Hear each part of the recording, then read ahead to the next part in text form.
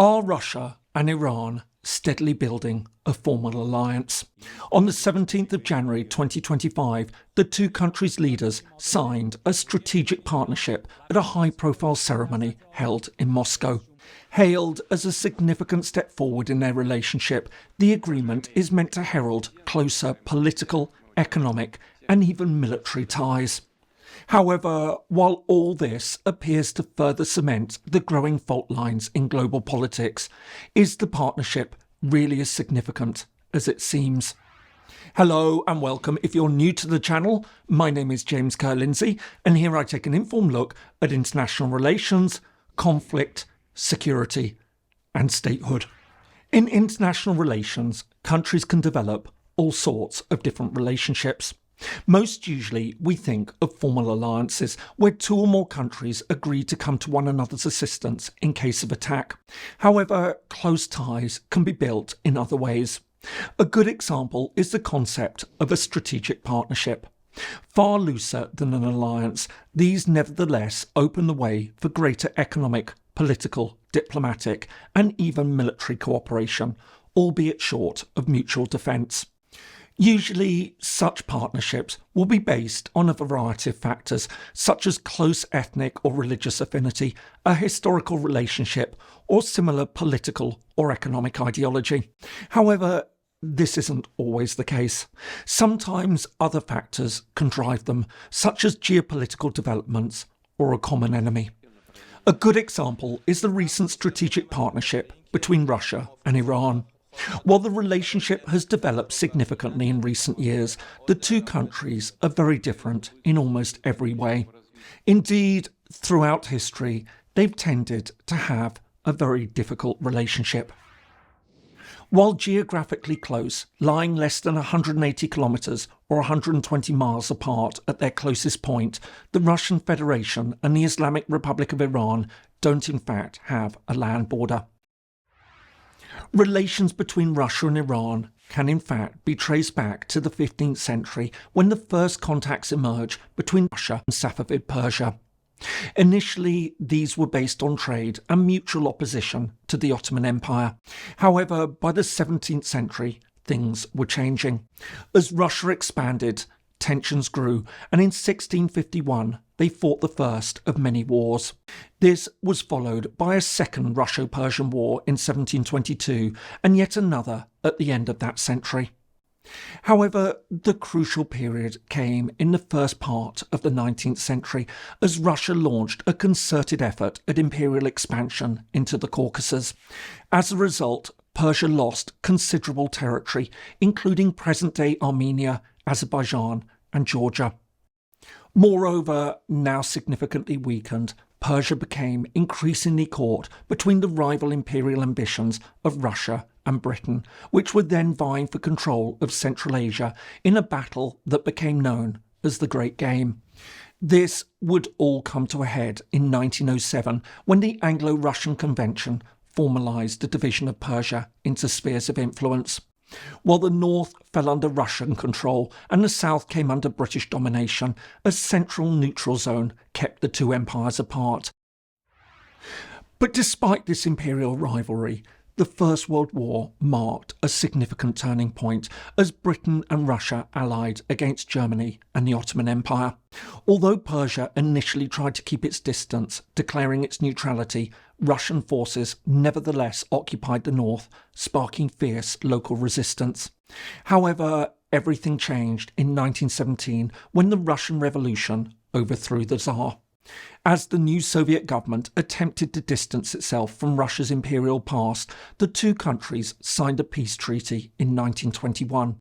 This saw the Soviet Union renounce all territorial claims against Persia and withdraw all its forces from the country, albeit allowing Soviet intervention if new threats emerged.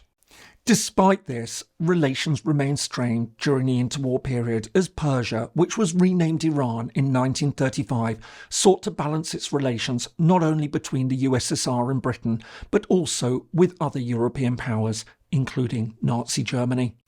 This would have fateful consequences when the Second World War erupted in 1939.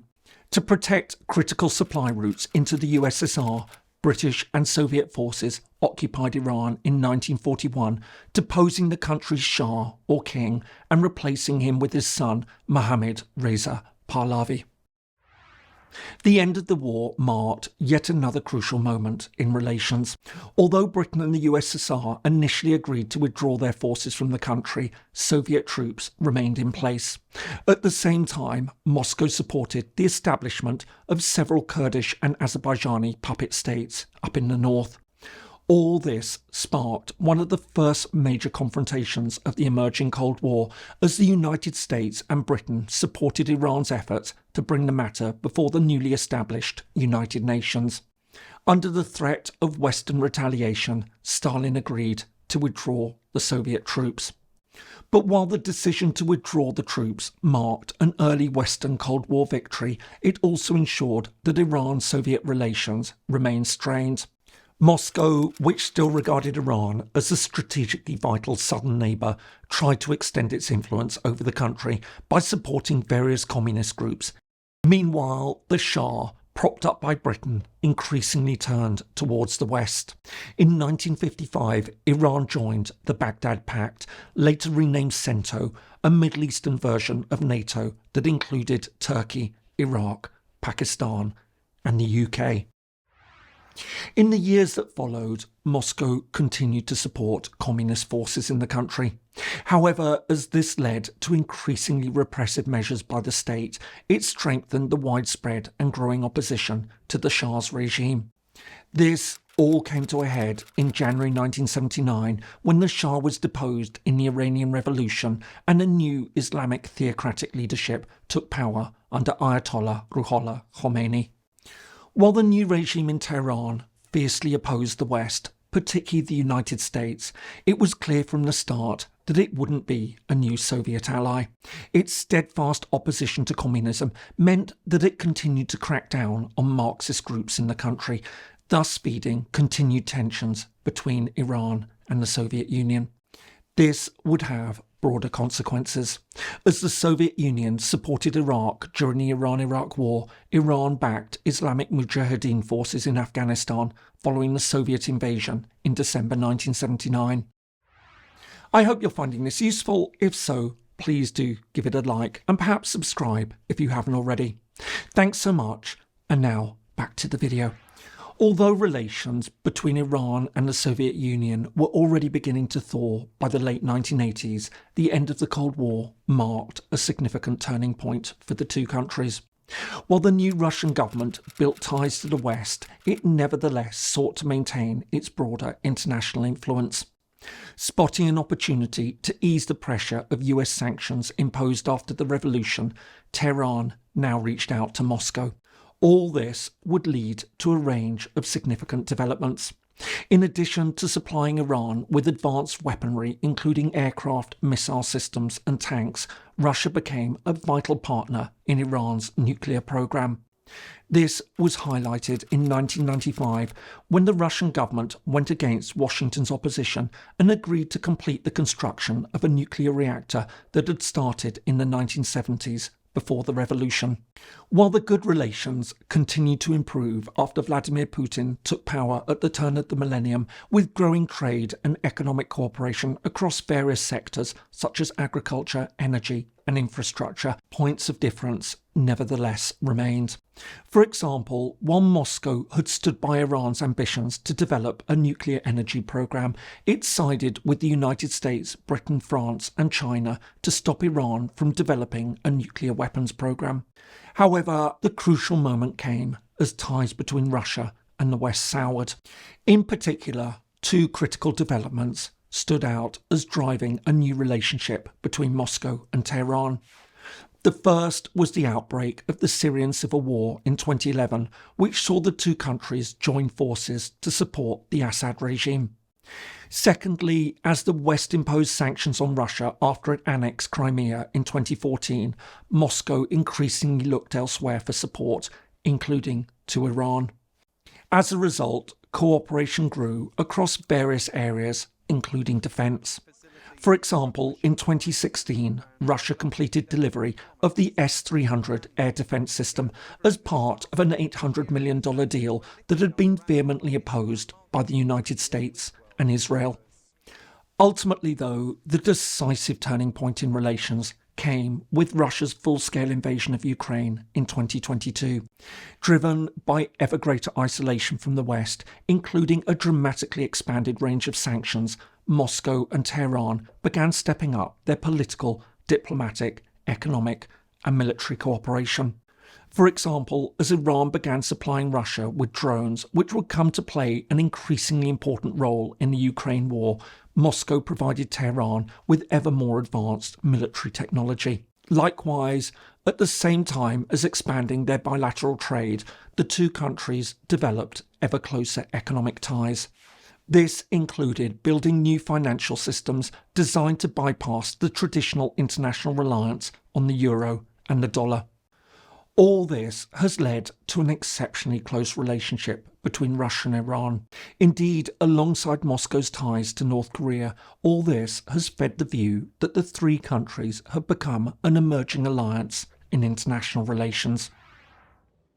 And it's against this backdrop that Vladimir Putin and his Iranian counterpart, President Masoud Pezeshkian, met in Moscow on the 17th of January 2025 to sign a 20-year comprehensive strategic partnership treaty. Seen as formalising their deepening relationship, the agreement covers many areas, including trade, military, educational, scientific and cultural cooperation. For example, as well as building new transport corridors and facilitating gas shipments between the two countries and Azerbaijan, Iran and Russia will hold joint military exercises and upgrade their intelligence sharing. But while the agreement was hailed as a significant step forward in terms of bilateral relations and warmly welcomed by the two countries, it was perhaps even more notable for what it didn't include. Despite the commitment to greater military cooperation, the deal stopped short of including a mutual defence pact. Neither Russia nor Iran will be obliged to become directly involved in the other's wars. In this sense, while undoubtedly important, the strategic partnership isn't perhaps as significant as it might initially seem. Neither side is willing to go to war for the other, at least for now. Nevertheless, while the agreement may fall short of a formal military alliance, it still marks a further significant upgrading of a relationship that's become steadily closer in recent years. Moreover, when viewed from the broader sweep of history, the strategic partnership represents a dramatic improvement in relations between two countries that have, until recently, had a remarkably complex, unbalanced, and often hostile relationship. I hope you found that useful. If so, here are some more videos that you might find interesting. Thanks so much for watching, and see you in the next video.